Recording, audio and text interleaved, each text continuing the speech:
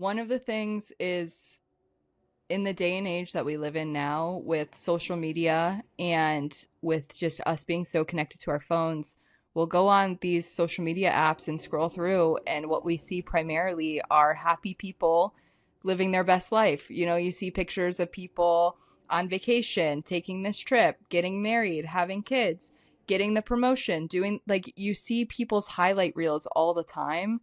You don't see their hardships. You don't see the moments that they have the breakdowns. You don't see the depression. You don't see the struggle. And because of that, I think a lot of people think that they're the only ones going through it because look at all these happy people on my Instagram feed or my Facebook feed or whatever. Look at all these things that people are doing.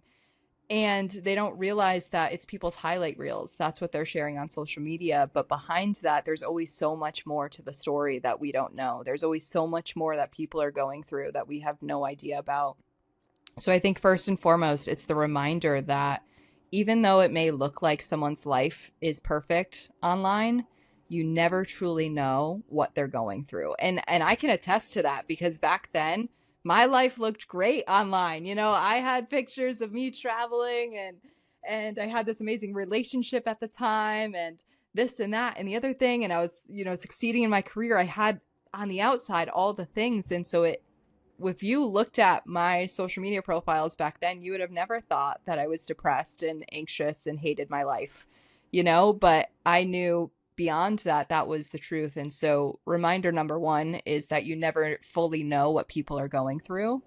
And there's always more to the story than just what you see online, first and foremost.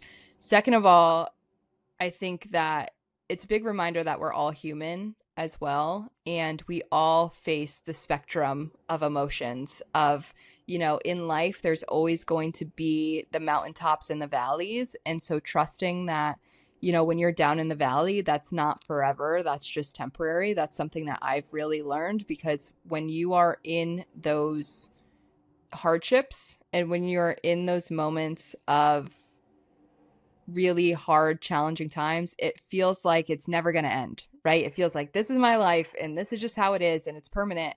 And I've come to learn that that's not true. Everything is temporary. Life is always changing and you can always change the situation that you're in. So trusting too that when you're in the valleys, you will get back onto a mountaintop again. And it just takes the drive to get yourself out of the valley and trusting that, you know, a better day will come.